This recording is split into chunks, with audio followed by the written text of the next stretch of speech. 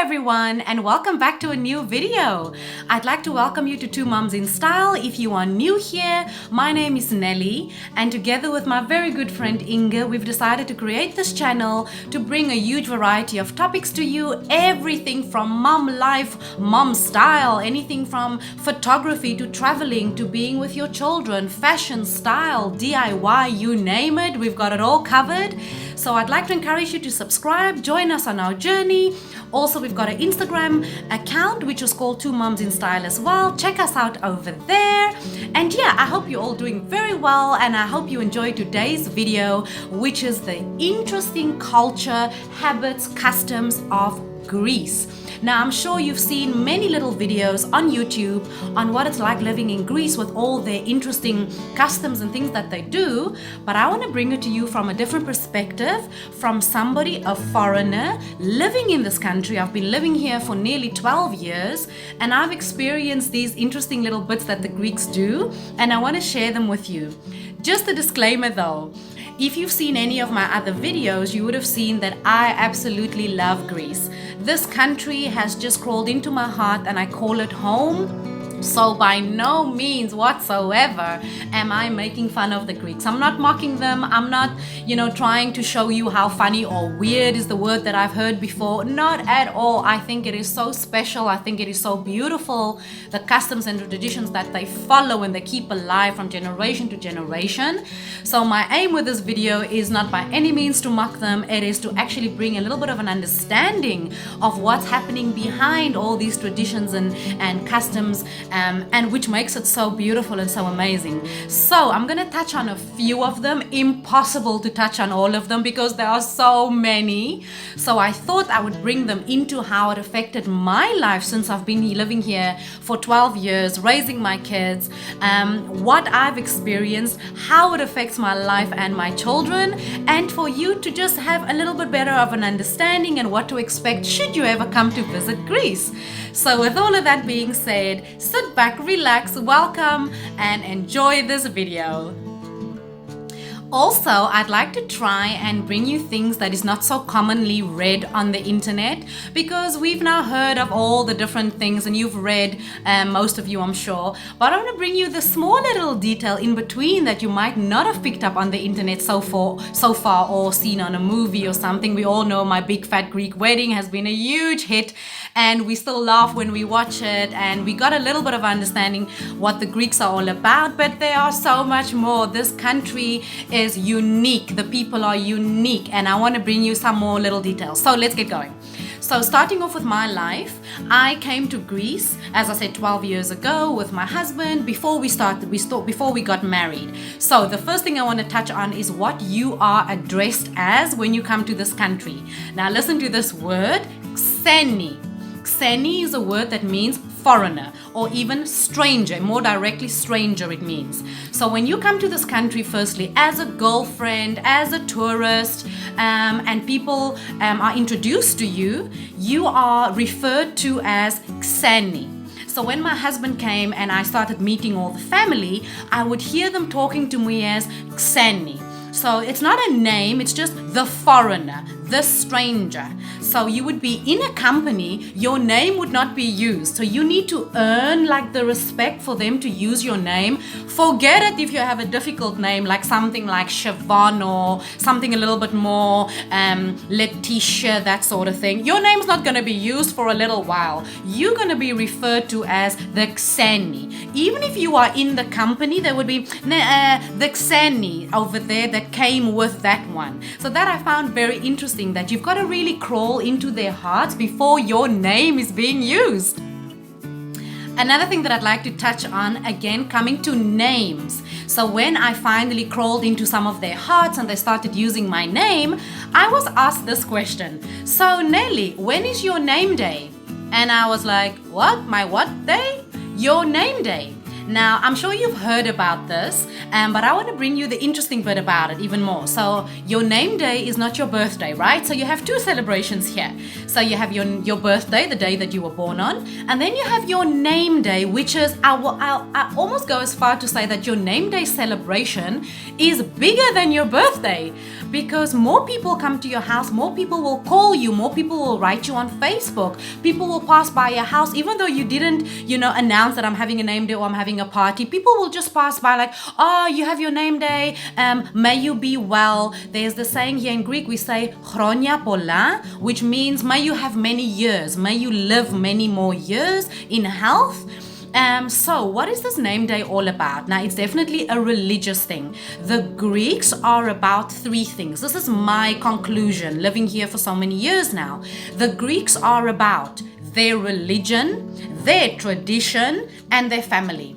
That is the Greeks. That kind of sums it up. So religion being something huge here, name day is derived from religion. Now, I don't want to touch too much on religious things, but the name day is actually the name that you've been given, which I'll touch on again why you've given that name. But the name that you've been given, either you've been named after a saint or you're not. Most of the time, you're being named after a saint. This saint, the best way for me to describe it, not to get too much into the religion, I don't know if you are aware, but the Greeks are Greek Orthodox. And just a little part of that means that they believe in saints. There are a saint for many different things. To give you an example, my daughter is called Kyriaki.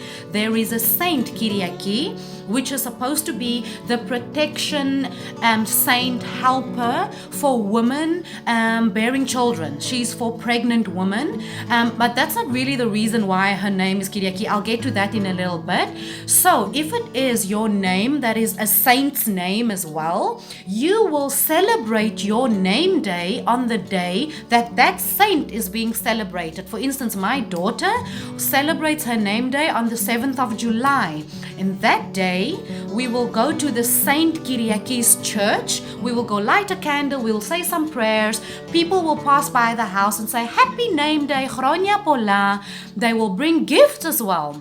So in this country, you are being celebrated for the fact that you were born on your birthday, but you're being celebrated again on your name day because we are celebrating the saint that is being celebrated on that too. And I think that is so special.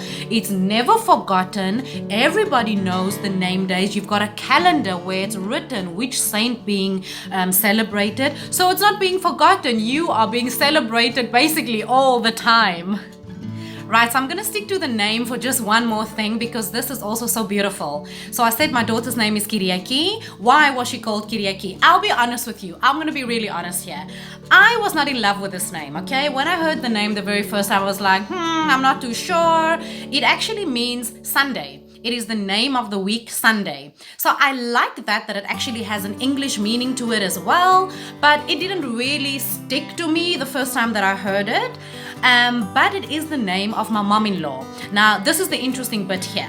When you are married to a Greek man, you are obliged by the tradition to carry through a name. So my mom-in-law's name is Kyriaki. So to honor her, I need to call my firstborn the mother-in-law's name. I didn't like this so much, not just because, that I didn't like the name from the beginning, or not that I don't like my mom-in-law, bless her, she's an amazing woman. I didn't like the fact that a decision was made for me. Being from another country, living in a different culture, I wasn't raised that way. I was raised, women are dynamic, you decide your own, you make your own decisions, you live your life the way you decide to. So I didn't really like the fact that you don't have a choice here. You've got to stick to the tradition and your child's name is actually already decided for you. So I didn't quite like that idea, but when I got to the understanding of it, I warmed up to the idea. And what is the understanding? The Greeks are all about remembering and honoring your peer, your grandma, your grandpa, your ancestors, I almost want to say, but that takes it real back. But that's what they're all about. They're all about honoring those who lived before you.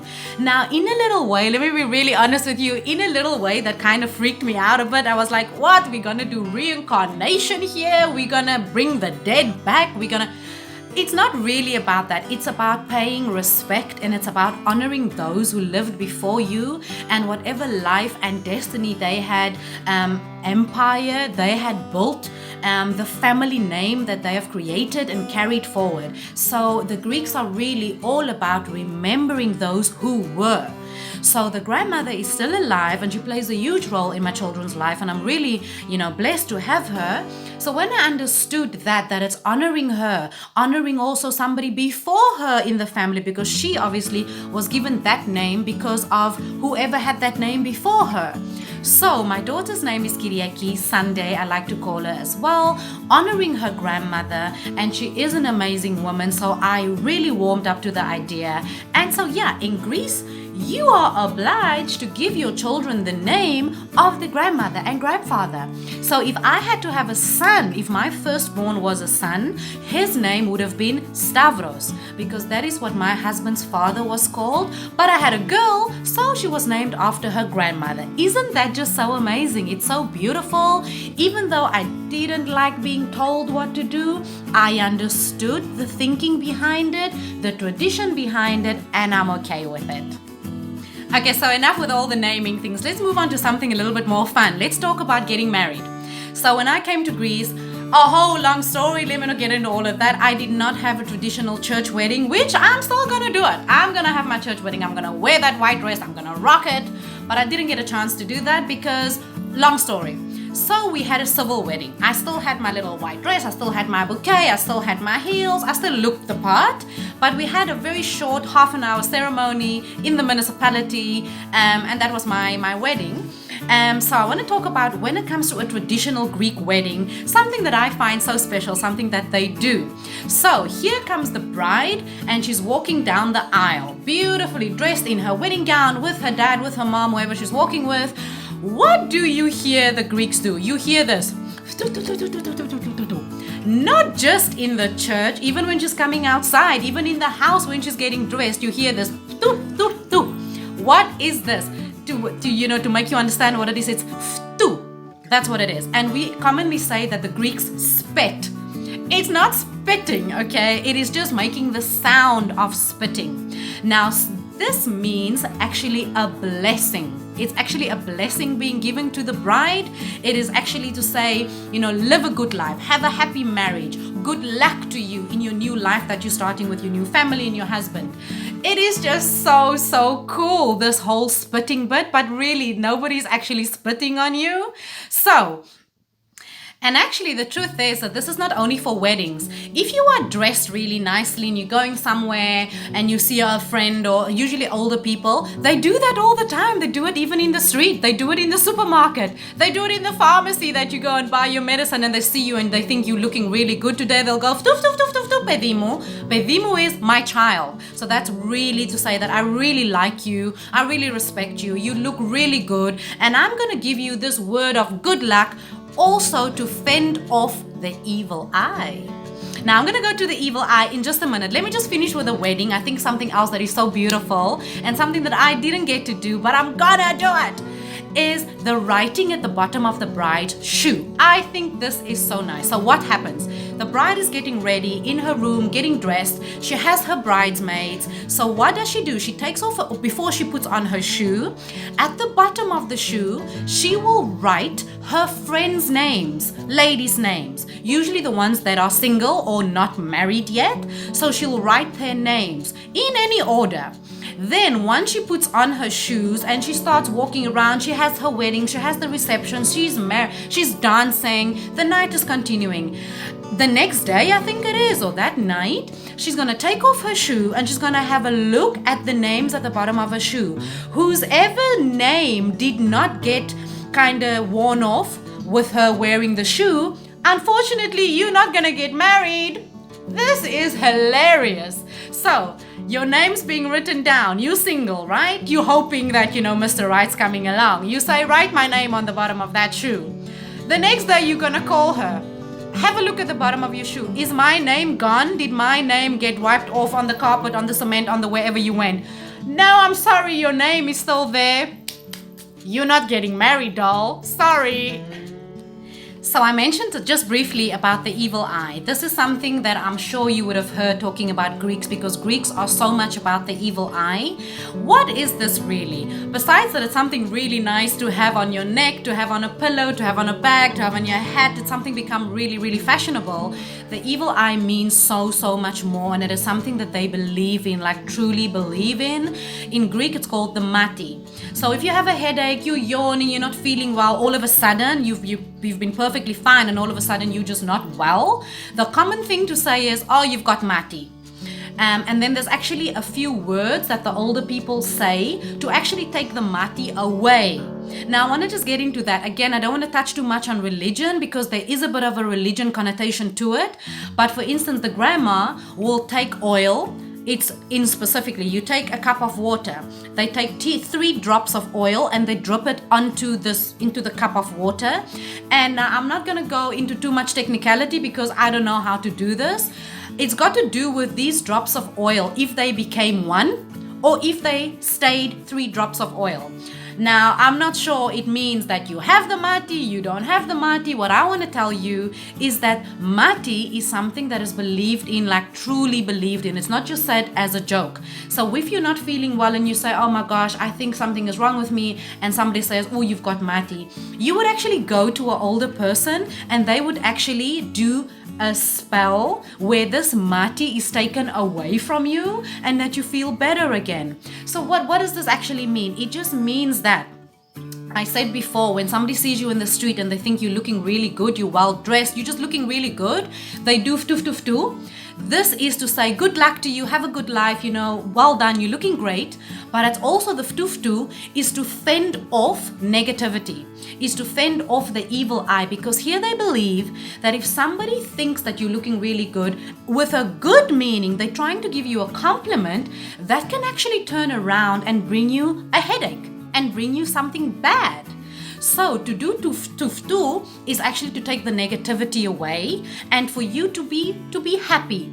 It's also if somebody by any chance did not have the best intentions in mind and they're looking at you and they go, she's looking so good, I wonder where she got that dress from, or look at her again, where does she think she's going, or who does she think she is? We so often say that, and maybe we don't have the best intention in mind. So by somebody saying ftoof, they're taking that away. It's almost like they're blocking that so that doesn't affect you. So to have mati is something that happened to you by somebody that gave it to you, maybe with a bad intention, being a little bit jealous, but it can also be given to you by somebody that had the best intention, that just wanted to say, wow, look at you, you're looking really good. The good thing is that mati is not everlasting, that an older person who knows the words, that they can actually read these words over you and do the little oil drops, and you are cured from mati. Very, very interesting. Guys, I can go on forever. Really, as I've said, the Greek culture, their tradition, their religion, the way they are with their family, the way they raise their children, it is so dear to me. It is so close to my heart. I've learned so much in this country. So I can go on for days talking about it. And if you want, I can do a part 2 because there's so much more I want to share. But for this video not to be an hour long, I want to touch on the last thing.